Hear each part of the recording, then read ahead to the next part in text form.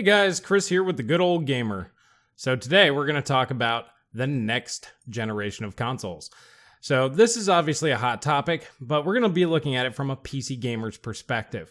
Now, realistically speaking, the PS5 is rumored to release sometime in the future. I believe it will be the end of 2019. So does Digital Foundry. They agree that that's a good time frame for them, and likely with the Xbox the following year. Now, it could be later, we don't really know. However, we do know that the PS5 will be using some form of Ryzen CPU, and we do know it will be using AMD's Navi GPU. So that's about it as far as what we know on the specs. But the reason why I bring this up is because a lot of people were speculating about new GPUs. The GTX 1180 is all over the place. There's news about it every day. Steve from Hardware Unboxed actually did a really funny video. He just made some shit up, and he had a lot of fun with that. And good on Steve. That was actually a pretty amusing video there. But anyway, the reason why the next gen consoles, their specs are so important to PC gamers are you typically need double to 2.5 times the performance to get the level of performance that you'd like throughout the entire generation. So what do I mean by this?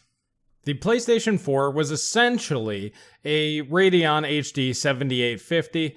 It did run at slightly lower clock speeds, but it had the same 1024 GCN compute units, and it's essentially this GPU. So, for example, the 7850 for its day was kind of a mid-range GPU, probably equivalent to something like an RX 480, 580, or a GTX 1060 of today. It was about $200 GPU back then. I got one for $150, if I remember correctly, plus Far Cry 3, so that was actually a really good deal. Anyway, I digress. Realistically speaking, if we scroll on down, we go down to the 2.5 times range, you have the RX 480 level GPU, 980, 1060s kind of in here. So basically that GTX 970 level GPU, you're looking at about 2.5 times the graphics horsepower of the HD 7850.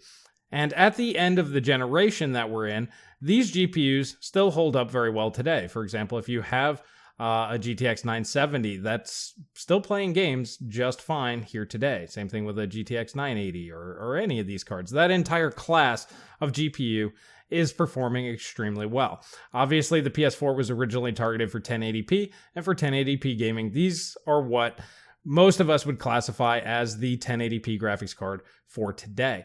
Now, if you bought a GPU back then that was of this caliber, so that would basically be the original GTX Titan level GPU.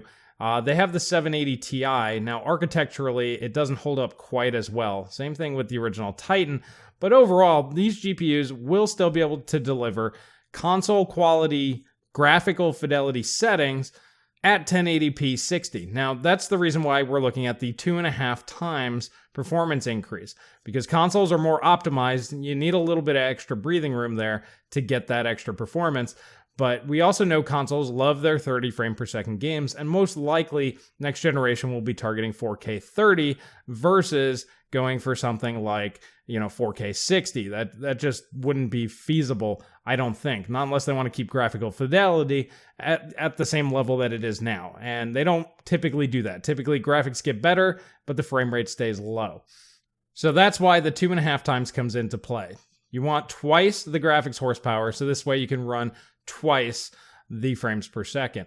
Now, the extra 50%, like I said, comes into play due to lack of optimization and things like that. So typically, when looking at a next-gen console, if you want to buy a GPU that will last throughout that entire generation, 250% of whatever it is that they're running is important. Now, in one of the last videos, I mentioned consoles, and people start freaking out, like, why are consoles important? And that's the reason why I'm doing this particular video right here. Now, more than likely, the next-gen consoles will be somewhere between the GTX 1070 Ti and RX Vega 56 level performance. They could be higher, they may be lower, but more than likely, somewhere at least in this performance range seems likely. Now, if we click on the RX Vega 56, as it is the lowest of those, let's see where we're at. Okay, so right now, a GTX 1080 Ti is only 36-ish% faster. Which, okay, yeah, that sounds correct. If you look at benchmarks, that's about where that's going to be. So as of right now, if you were to buy a GPU, it will not outlast the next generation of consoles. We do not have an option for something that is 2.5 times as fast. And that's why in this video right here, I went ahead and mentioned I can't really put my prediction on future proofing. And if you're looking at a GPU today, basically it's just not going to get you through the next 5 to 7 years or whatever, because the new consoles will go ahead and change everything. Games will become more graphically demanding. They will use different APIs. They will use different game engines. They will be optimized differently. And honestly, there's just no hardware today that will get you that far into the future. Even a Titan V, which is at best another 40% faster than a 1080 Ti, maybe 50%, you're still at, even if we exaggerate that to the max, you're still 50% short of where you would need to be. So even a $3,000 GPU today will not get you there. So that's the reason why when I said just buy whatever works for you today, don't spend too much money on it, it's because there's really nothing out there that's going to last the entire generation of the next generation of games. And that's really the way that you should be looking at your purchases. It shouldn't be, hey, I want the fastest thing that's out today, because it's just going to be replaced tomorrow anyway. Get something that's going to fit your budget, something that's going to run games the way that you want them to, and something that will actually last. Now, once we hit the next generation of consoles, like we're about to do, things do change. As I said, everything changes. Game engines, APIs, all of it.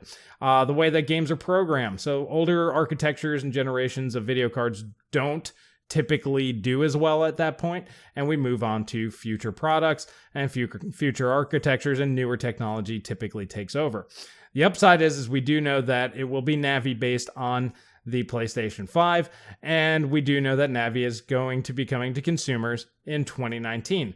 Now, are they going to release a Navi GPU that is 2.5 times faster than what they're going to put in the PlayStation 5? I honestly can't tell you. I don't know.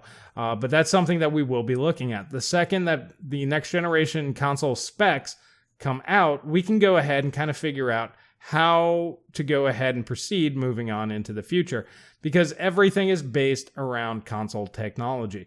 They are the baseline. That is what everything needs to run on, and then they can scale up to PC. And then, of course, we need to take into account poor coding, bad ports, things like that, and the fact that there's console optimization, so you always need to be stronger.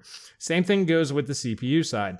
But for CPUs, it's less strict. Typically, you just want about twice the performance.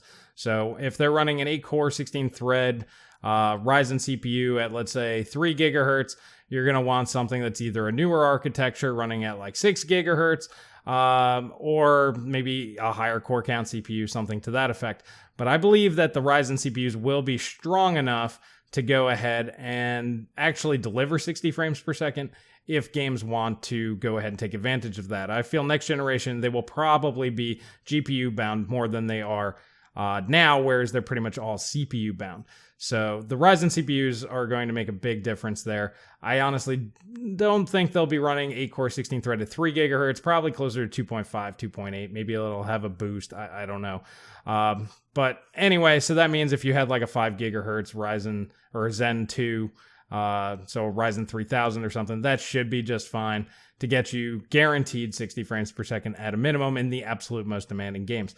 So twice on the CPU, you want double the performance of whatever's in the console, and 2.5 times on the GPU. And then you know your system's going to be able to hit at least whatever resolution the consoles are targeting, and then double the frame rate on top. So any game running at 30 frames per second, you're going to be hitting 60 or better. Well, alrighty, guys, those are just my thoughts. Let me know what you guys think in the comment section below. Are you excited? New technologies coming out, new games, new graphical fidelity options. Are you excited that we can finally move past the DirectX 11 nightmare that we've been stuck on for a long time?